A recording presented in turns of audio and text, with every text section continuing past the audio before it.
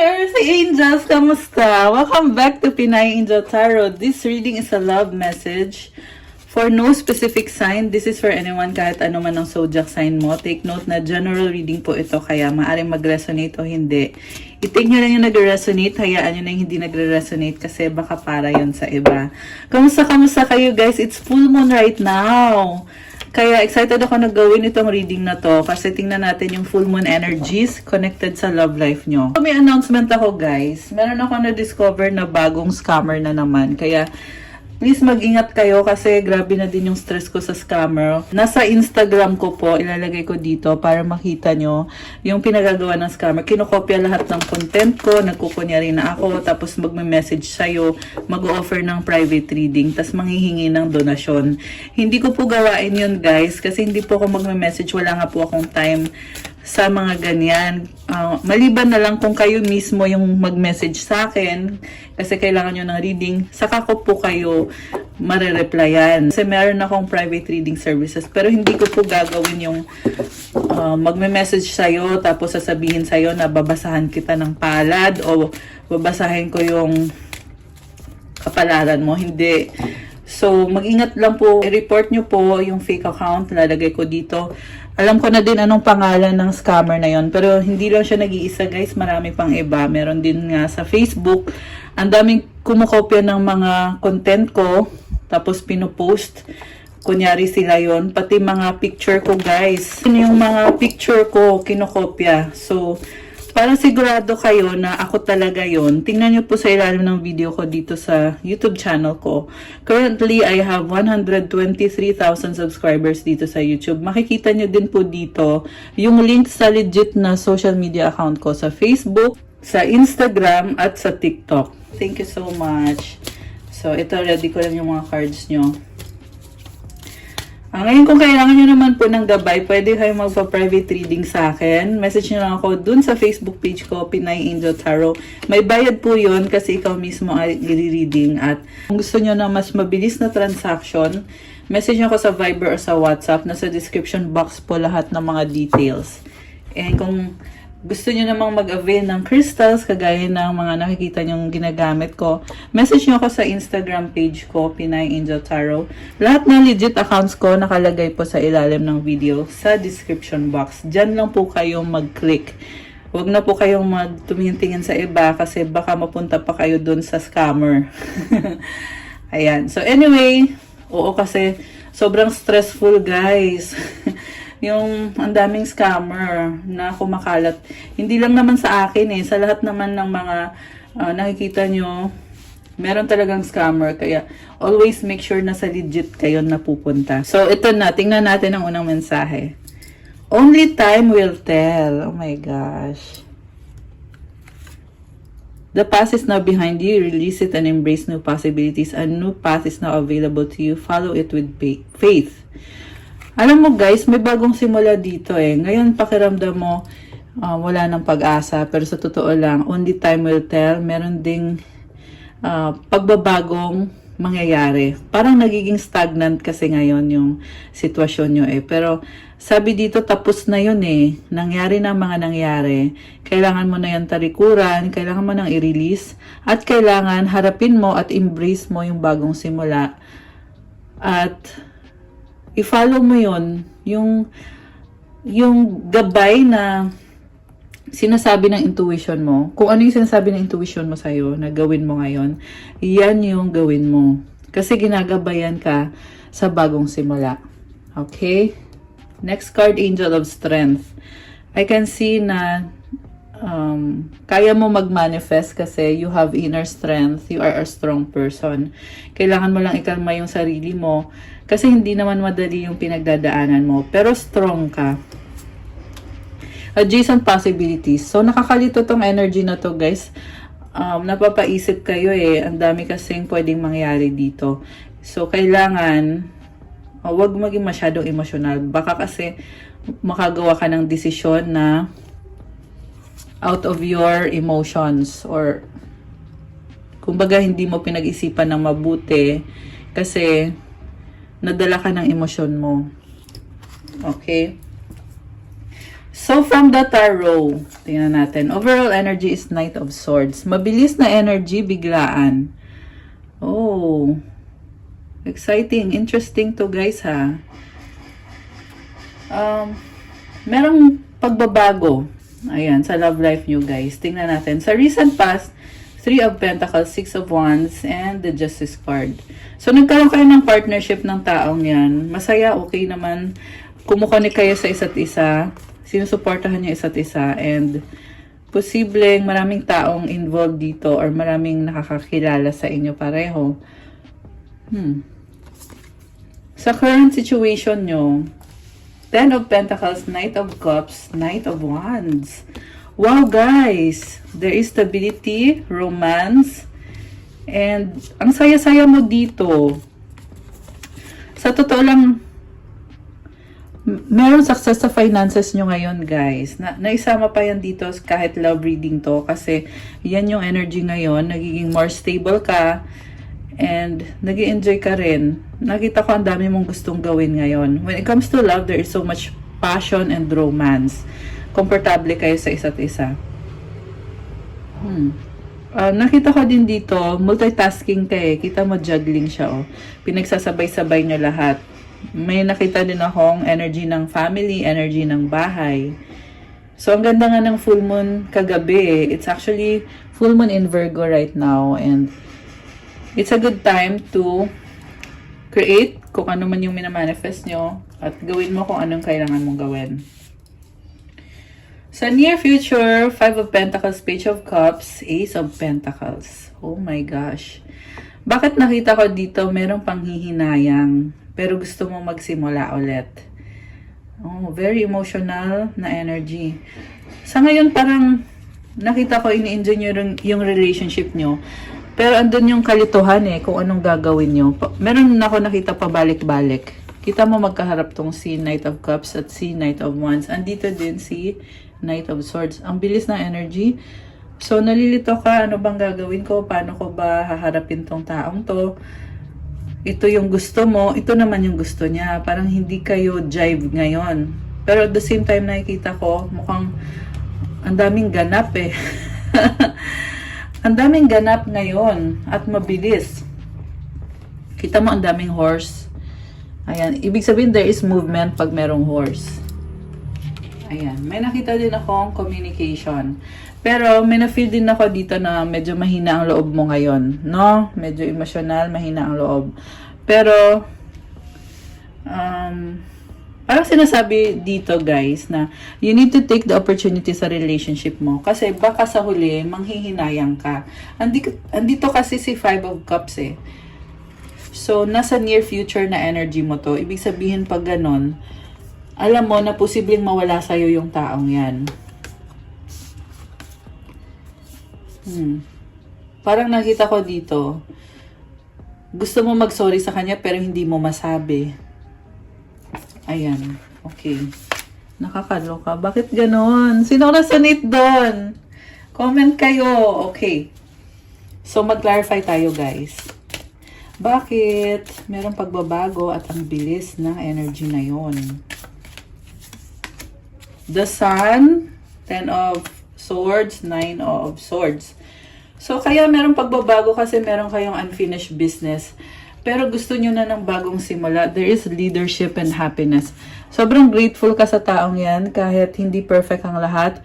Ang dami mong naging paghihirap dyan sa connection na yan or relasyon na yan. Ito merong nagtapos na cycle. Ang ganda nito, guys, kasi ending and new beginning. More on motivated ka na magbigay ng chance sa taong yan, sa connection na yan. Kasi hindi siya maalis sa isip mo. Overthinking ka, hanging. At the same time, meron isang napakahabang cycle na nangyari na finally tapos na. At sa totoo lang ito ka, very optimistic. The Sun. Ayan. So, ang masabi ko lang dito, guys, sa totoo lang, gawin mo lang siya. Gawin mo lang kung ano yung sinasabi ng intuition mo na gawin mo. Kailangan kasi i-embrace mo yan eh. Kasi kung isip ka lang ng isip, hindi mo yan ini-embrace. At walang magbabago dyan. 'Di ba? Iisipin mo lang din naman ulit. Pero, on the other hand, kung gagalaw ka, kikilos ka, Kagaya na itong nakikita kong card na to. This is number 19 sa tarot. Ibig sabihin kasi ng card na to, meron kang tinalikurang connection, pero bumabalik ka para bigyan ng chance ulit, bagong simula, more positive and happy. Ayan, kaya pag ginawa mo yun, guys, ayun. Ang ganda. Okay. Gusto ko ngayon i-clarify. Sa totoo lang, strong ka naman eh. Nakita ko dito, gusto mong bumawi. So, guys, remember na since general reading rules can be reversed, posible din naman ito yung kadil mong tao na gustong bumawi sa'yo. Okay, for the purpose of this reading, ikaw yung nakita ko dito. Mamaya, or maya-maya, titingnan din natin yung energy ng person na kadil mo. Okay? Ayan. So, next, i-clarify natin. Yung unfinished business yung gusto kong i-clarify. Oh my gosh! 3 of Swords, Temperance, Knight of Pentacles. Alam mo itong unfinished business na to, sobrang pabigat to sa'yo. Kita mo unang card pa lang, 3 of Swords. Gusto mong ayusin eh. Gusto mong mag-reconcile, pero may problema about distance. Baka LDR, magkalayo, or naghiwalay. Kasi may nakita kong energy na mabagal. Posible din to natanggal yung communication nyo, or merong umalis, merong lumipat ng lugar, lumipat ng destinasyon. Kaya gusto mong mag-reach out, pero ang hirap-hirap. Merong balakid ngayon eh. So, kaya lumabas dito unfinished business. Parang pinoproblema mo. Paano magkakaroon ng bagong simula kung wala ng chance? 'Di ba? Kunyari lang to ha, kung binlock ka ng taong yan, paano ka kukonek sa kanya, naka-block ka, 'di ba? Pero kung pwedeng gawa ng paraan, edi gawan mo ng paraan, yun lang yung ma-advise ko. Pero sa iba talaga, parang feeling ko very problematic na gusto mo mang gawa ng paraan pero hindi kaya, no? Ayan, so, pero nakikita ko dito, nag-a-adjust ka eh. Ayan, gusto mo pa rin mag-workout yan. Ngayon, gusto kong i-clarify yung person mo. Ano bang nangyari? Bakit parang yung person mo is parang naglaho, guys? Oh my goodness. Ano kayang nangyari? 8 of Wands, Page of Wands, 10 of Wands. Alam mo, nabigatan tong taong to sa mga nangyari sa inyo. Ang nakita ko dito, ang daming nangyari. Baka kayo ay 8 months or 8 years, 8 weeks. Kung ano man tong number 8 dito. Napagod na to eh. Kasi wala kayong direksyon. Itong card na to, guys, it symbolizes na merong communication. Pero alam mo yung pakiramdam na wala namang direksyon eh. Kaya sinasabi ngayon ng person mo, total wala naman ding direksyon to. Ako na lang ang magtatapos nito. Kita mo, hawak na niya yung wands, so. Ayan. May pagka-impatient yung person mo, may pagka-impulsive din. Parang sinasabi niya dito na kailangan ayusin na to agad-agad. Parang ganun yung vibe niya eh. Pero nafe-feel ko din na kaya ganyan yung attitude ng person mo is dahil talagang binuhos niya yung best niya sa connection niyo eh. Kita mo tong 8 of Wands, 'di ba? Binigay niya sa'yo lahat. Siguro, na-feel niya na taken for granted siya or hindi mo siya na-appreciate. Kaya parang nada-down siya dito eh. Page of Wands kasi yung card niya. So, ang energy ng Page of Wands is parang medyo down. Alam mo yon, parang nalulungkot. So, kung dati ang lakas ng loob ng taong to, go lang siya ng go. Ngayon nakikita ko sa kanya na parang umaatras. Na parang sasabi niya, oops, teka lang self. Stop ka na muna. Ayan, oh my gosh, guys. Nakakilabot tong reading natin. Ganun yung ginagawa niya eh. Sinasabi niya sa sarili niya, self, atras ka na muna. Kasi hindi din niya ibibigay sa'yo kung ano yung deserve mo. Oh, ayan, pagod na. Pero ang lakas ng energy ng fire sign, Aries, Leo, Sagittarius. Kung hindi man siya fire sign, posibleng meron ng mga signs na yon sa chart niya. Kaya make sure po na alam nyo din yung birth chart ng person nyo. Okay? Ayan. I-check nyo yan, birth chart ng person nyo. Very fiery and passionate person. Maparaan tong taong to eh, yung kadil mo. nung time na okay kayo, siya lahat yung gumagawa, very creative. Posible ang iba sa inyo, ang kadi nyo ay businessman or woman na maraming humahanga sa taong yan, guys. Pero ngayon, ito, may nakita nga din ako naglayas. Nagsabalutan. Ayan, yung partner nyo. Ayan, although hindi naman yan sa lahat, okay? Pero yan yung isa sa nakita ko dito na merong umalis kasi nga hindi na nakatiis. Kasi parang taken for granted siya. Okay, nakakalungkot, no? Sa totoo lang, super. Nakakalungkot. Okay. And then, sa bottom of the deck, Two of Pentacles. Okay, inaayos niya yung sarili niya. Mukhang busy-busy ngayon yung person mo. Nakita ko dito, mukhang maganda yung aura niya ngayon. Oh. May mga star-star siya dito. Oh. Alam niyo guys, ito yung sinasabi ko sa inyo na gawin nyo eh. Pero nakita ko dito, ginagawa na ng person mo na parang ini-embrace niya ngayon yung bagong simula para sa kanya. Kaya meron siyang star-stars dyan. Kasi nagbo-bloom siya, nag-glow siya. And merong rainbow. Meron pang mga opportunities para sa kanya. So, ibig sabihin, hindi niya kailangan ipilit kung anong nangyari sa inyo. King of Pentacles, ang dami niya ngayong achievements.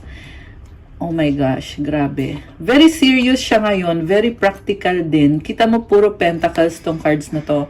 Pag sinabi kasing Pentacles, it's all about the money and being practical. So, ayun, kita mo may mga bulaklak, may mga halaman, at kung ano-ano sa paligid niya. Ibig sabihin, kasaganahan. Ayan, in-embrace na niya talaga. In-embrace na niya. Ayan. Siya na yung umayos ng sarili niya. Inayos niya yung sarili niya, inayos niya yung buhay niya. Kasi tingin niya, hindi kayo nag-workout. Sinubukan niya, pero nag-fail siya. Ang tanong, ikaw ba? Sinubukan mo ba? Tingnan natin. Okay. Tingnan natin. Okay. Yun ang itanong natin. Kung ano ba yung energy mo dito sa connection na to. So, ang lumabas dito is Emperor, Eight of Pentacles, and Queen of Swords. Sa totoo lang, mahal mo naman yung taong yan, kaso lang masyado ka nag-focus sa trabaho mo. Naging malamig ka sa kanya. Mas pinairal mo kasi yung utak kesa sa puso. Andito yung Queen of Swords. This is a card of logic and intellect. And hinihintay mo naman yung tamang timing para sa inyo, pero bakit parang nafikod dito? Mas nakafocus ka dun sa aayusin mo yung mga problema mo, aayusin mo yung buhay mo, very practical din ang energy. Kaya tuloy, nawalan ka na ng time sa person mo, which yan yung dahilan kung bakit nangyayari lahat to. And merong mga opportunities na nagbukas sa'yo at dun ka nakafocus. So siguro nga, nagkulang ka sa kanya. Kasi, maganda din yung nakita ko sa'yo dito na opportunities lalo na sa finances mo, ganun din naman sa mga tao sa paligid mo. And, ano ka sa energy ng Aries? Baka ikaw ay Aries or merong Aries sa chart mo. Although, this can be any sign. Okay? Binanggit ko lang yung strongest na signs. Meron ding energy dito ng air sign, Gemini, Libra, or Aquarius. Meron ding earth sign, Capricorn, Taurus, Virgo. Okay. Kakaloka tong reading natin. Pero I love it, guys. Parang feel na feel ko. Feel na feel. Alam ko marami na namang magko-comment dyan na resonate. Huwag kayong mahiya mag-comment. Alam ko din kasi na marami namang nanonood na hindi nagko-comment. Oh my gosh, 19! Ayan, may angel numbers tayo. So, usually guys, pag merong angel numbers, it symbolizes, it's synchronicity, di ba? Ibig sabihin, yung mga angels nyo, andyan lang yan sa tabi-tabi at binibigyan ka ng insight. Ginagabayan ka palagi. Okay. So, next cards natin dito. Oh my gosh. So, nakita ko tumalikod ka kasi gusto mong ayusin yung sarili mo. Tinalikuran mo pala yung taong yan. Oh, kaya naman pala. So, number 8, kanina may number 8 din. Sobrang focus mo talaga sa sarili mo. So, siguro, masasabi mo din naman na wala kang pagsisisihan na hindi nag-workout yung connection nyo. Kasi, naging masaya ka naman eh. Sa totoo lang, minahal mo yung taong yan, pero tinalikuran mo siya kasi niisip mo, saka ka na, ako muna, kung anong magpapasaya sa akin, yun muna yung gagawin ko. Yan pala yung nangyari dito. Again, ang lakas ng air sign, Gemini, Libra, Aquarius. Malakas din ang water sign, Cancer, Pisces, Scorpio. Oh my gosh. Naghanap ka din ng opportunity para sa sarili mo. Ang tanong, ano bang nangyari? Bakit mo tinalikuran yung taong yan? 'Di ba? Pero alam mo, sabihin na natin na tinalikuran mo siya, naging masaya ka, wala kang pagsisisi. Pero, ito ha, lumabas dito sa near future, saka ka palang magsisisi. Andito yung 5 of Cups eh. Panghihinayang to guys eh. Ayan. So, hindi mo pa rin matatakbuhan yan. Ibig sabihin, sobrang mahal mo tong taong to kasi dumating sa point na magsisisi ka. Nakikita ko kasi you are the person na ipupursue mo talaga yung taong yan eh. Kaya mong panindigan, ipaglaban, pero hindi mo ginawa kasi nga pinili mong tumalikod. Pinili mong unahin yung mga opportunities at mas ginamit mo yung pag-iisip mo, yung utak mo, kaysa sa puso mo. Yun yung nangyari. Okay, so ano ita-clarify natin ngayon? Clarify natin.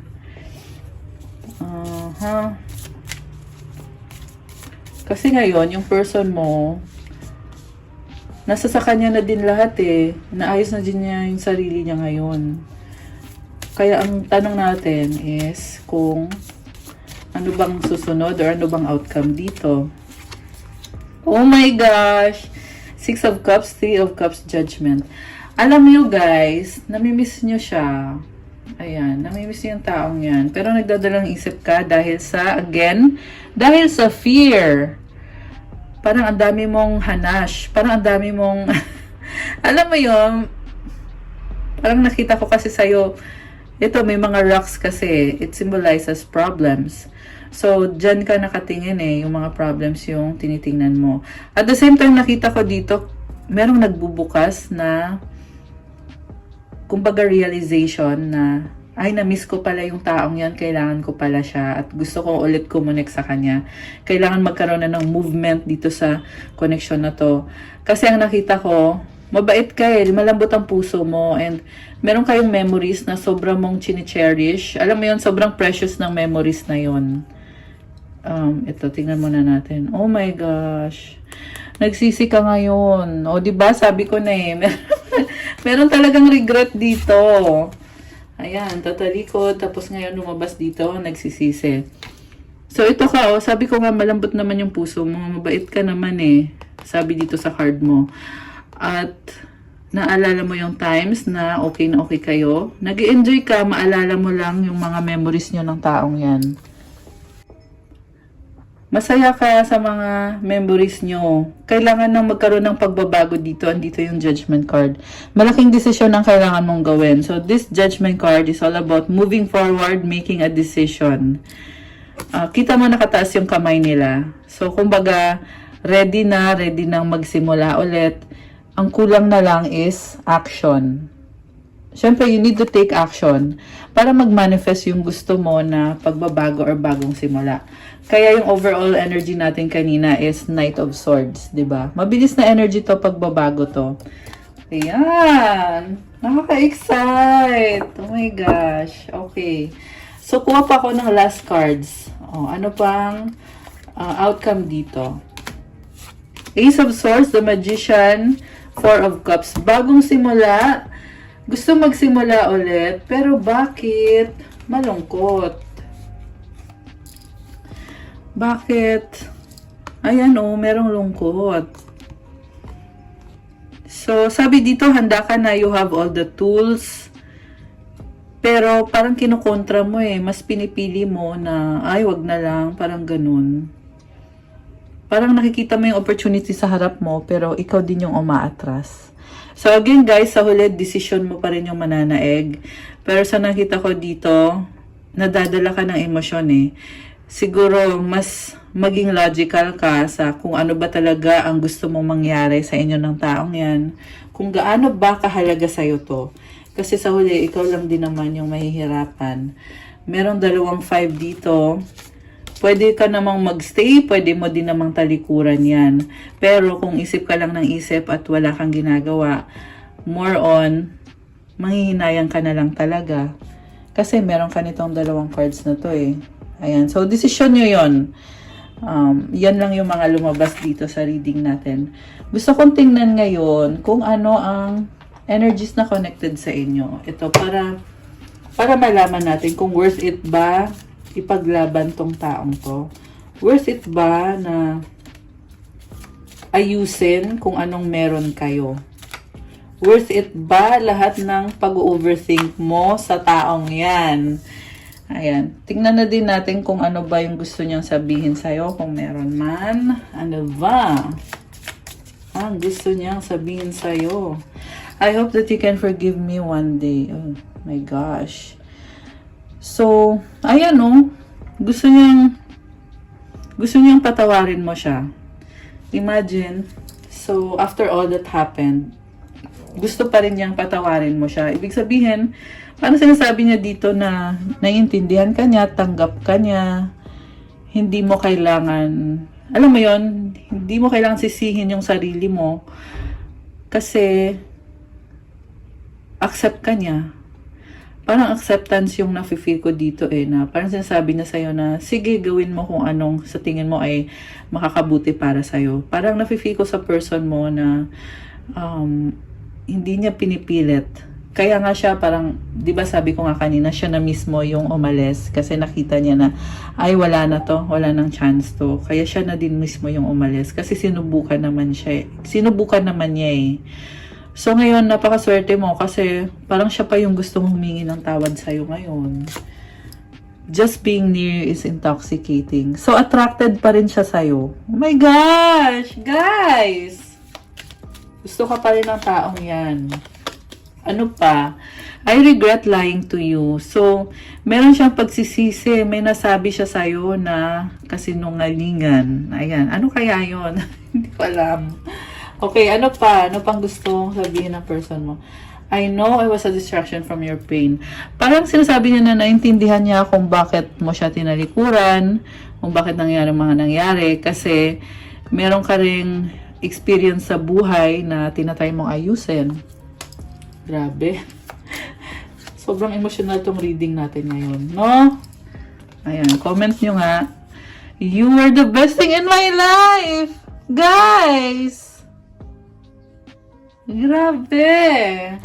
Swerte mo naman sa taong yan. Okay, last one.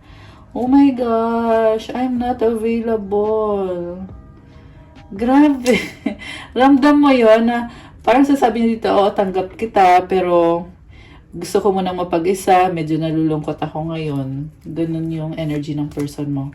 And then, yung ibang cards na kinuha natin, tingnan natin. Embrace. Oh my gosh! Embrace what destiny has in store for you. Oh my gosh, guys! Kinikilig ako na parang, alam mo yon. Ayan, next card. Cherish. Guys, cherish your relationship. Alam mo, magbati na kayo, guys. Tingnan pa natin yung next card. Telepathic. Oh my gosh. Binabasa niyo yung isip ng isa't isa. Close soul connections are harmoniously synchronized, creating moments of telepathy. Connection. Your connection is eternal and unbreakable. Guys, ang masabi ko lang, yes. Worth it to, guys. Grabe!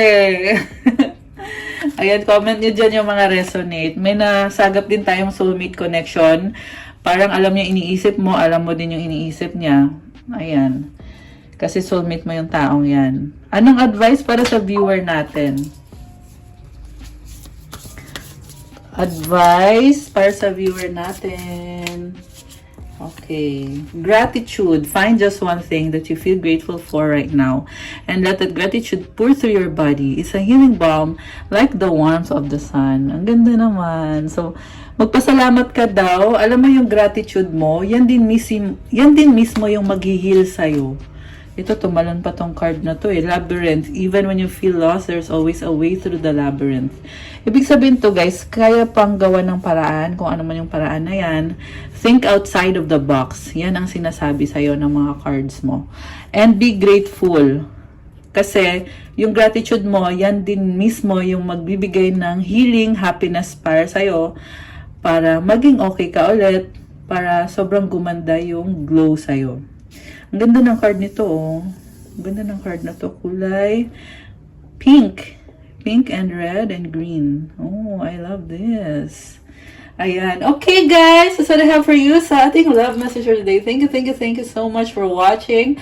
Nakakatawa, nakaka-exciting kasi full moon reading to. Full moon ngayon eh. Actually, kagabi talaga yung full moon. So, comment kung nag-resonate. I-like nyo na tong video na to. Let me know kung ilang percent ba nag-resonate or kung nagustuhan nyo ba ang readings na to. At kung kailangan nyo po ng gabay, pwede kayo magpa-private reading sa akin. May bayad po yun kasi ikaw mismo yung i-reading ko. Message lang kayo sa Facebook page ko, Pinay Angel Tarot, or sa Viber or sa WhatsApp para mas mabilis. Nasa description box po yung contact details ko. Again, gusto ko lang i-emphasize na mag-ingat po sa scammer kasi ang daming scammer ngayon. Hindi lang naman sa akin yung scammer eh. Lahat naman merong scammer kasi ang ginagawa nila for easy money kaya nagkukunyari sila na ako yon or kung sino yon para maperahan kayo kasi tamad silang magtrabaho. Nakakainis kasi talaga, guys. Alam mo kasi nakikita ko kinokopya nila lahat ng content ko which is sobrang pinaghirapan ko tapos kukopyahin lang ng ganon.